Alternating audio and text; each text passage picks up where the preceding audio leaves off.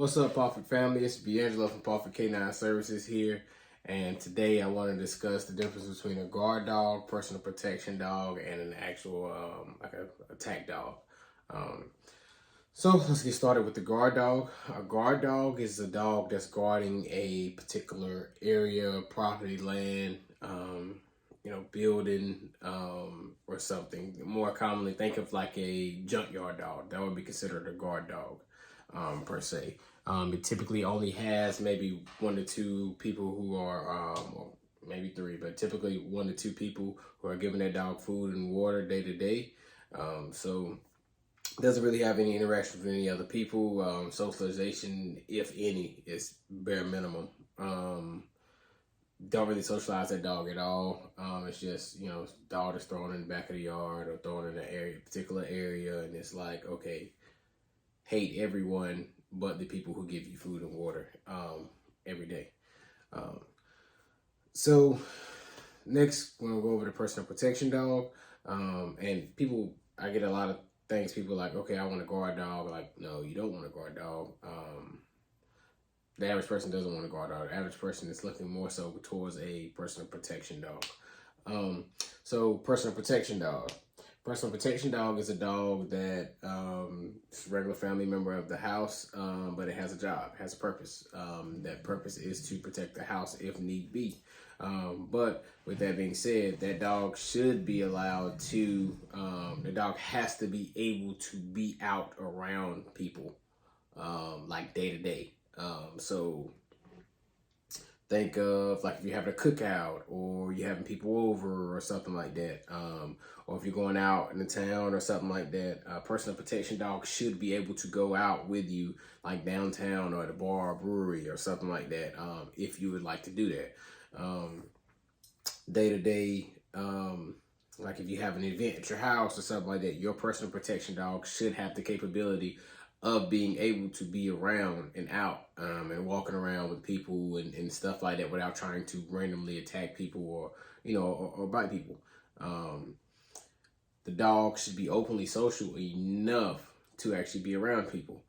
So it's not a dog, it's not like a guard dog who as soon as it sees, or attack dog, as soon as it sees somebody, needs to hop on somebody.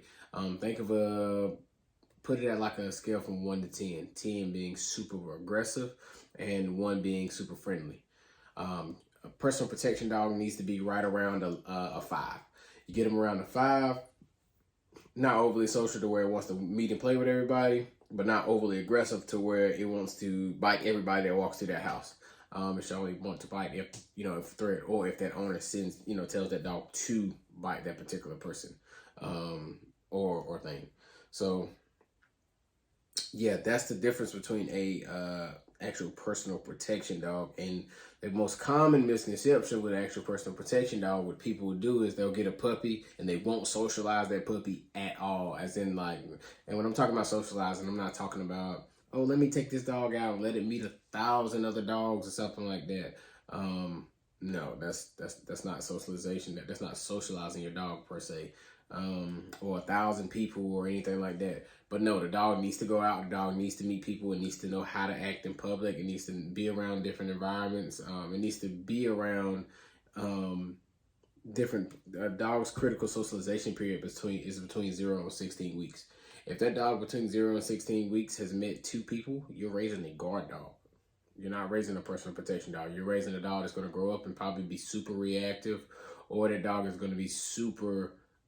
I wouldn't necessarily say it's super aggressive, because 9 times out of 10, a lot of times you're not raising that dog to be that dog reacting. It's reacting out of fear because it's like, okay, that's a foreign.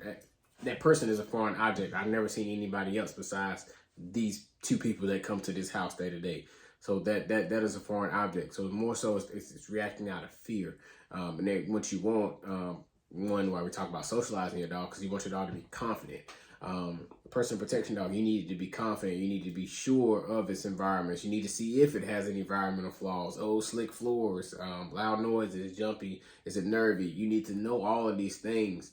You won't know all these things if dogs is only seeing, the inside of your house, your backyard, inside your garage, or, whatever. Then that 5x5 or 10x10 kennel outside.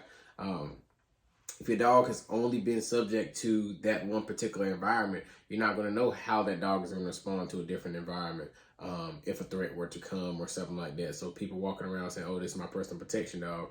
No, that's an under-socialized dog that's very reactive and it's terrified. So guess what? As a coping mechanism to figure out, okay, in order to get this threat, what do I need to do? Okay, so I'm gonna act the nut, act like I want to bite him, act like I really want to bite him. And then it turns out, if that dog actually does bite somebody, it's gonna bite and retreat because it's terrified. It's just like, I need to get this threat away from me.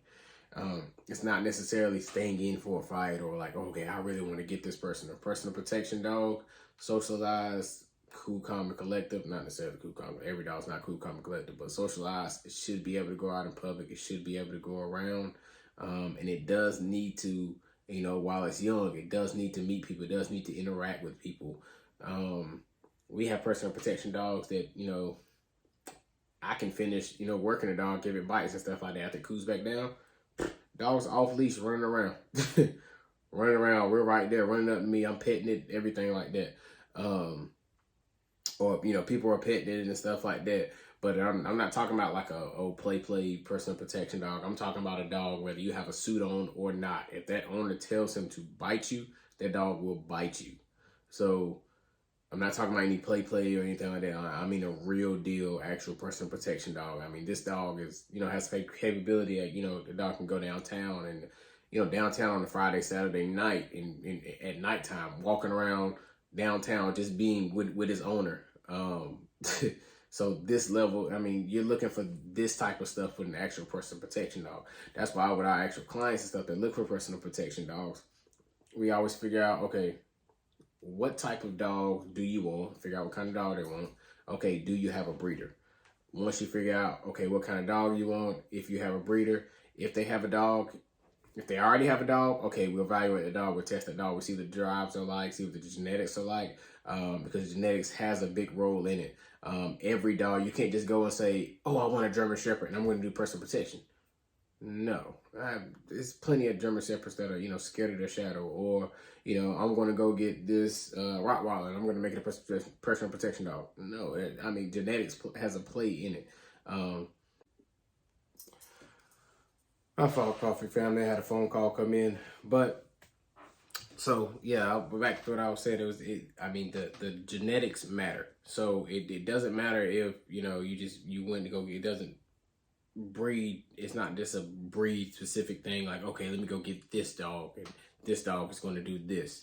No, you need to find a particular breeder that is breeding for personal protection or has the type of dogs that can potentially do personal protection. Like if our clients need, they actually know they actually want a personal protection dog. We always tell them, ask us, we have contact with, breeders and stuff that we know produce really good dogs, really good solid dogs that, not going to be too extreme working wise to where they, it's a headache day to day, but it has enough drive and it has enough, confidence. It has the right genetics to actually be able to do the job that they actually need. So all in all, personal protection dogs, they need to be socialized. They definitely need to be socialized. Do not overly socialize your dogs. So there's a fine balance between socializing and overly socializing. Some breeds you need to overly socialize because when they get older, they're going to end up not being social anyway. So you really need to socialize because it'll minimize the issues, or it'll help mitigate it a little bit. And then some breeds, you don't really need to socialize that much, just depending on how they were actually, bred. But you do need to get that personal protection dog out in public and stuff like that. So people, if you want a personal protection dog, listen to me, socialize your dog, take it out in different places, take it around people, have it around other dogs, like have it around things day to day that it will see. If your personal protection dog can't go out anywhere with you, it cannot protect you. If that dog has to be put in the crate, that dog has to be put outside, out back whenever you have something going on. It has to be, you throw that dog in the garage when people come over. That's not a personal protection dog. That's an attack dog. That dog was raised more like a guard dog. So that's the, few differences between the personal protection and the guard dog. So if you have any questions or anything, please reach out. But all in all, socialize your personal protection dogs. And if you need help finding a personal protection dog, feel free to reach out. But it's D'Angelo, Prophet K9 Services. I am out. Like, comment, share, subscribe. If you see any merch or anything that I'm wearing, go to our website, www.prophetk9.com, and feel free to reach out. We are out.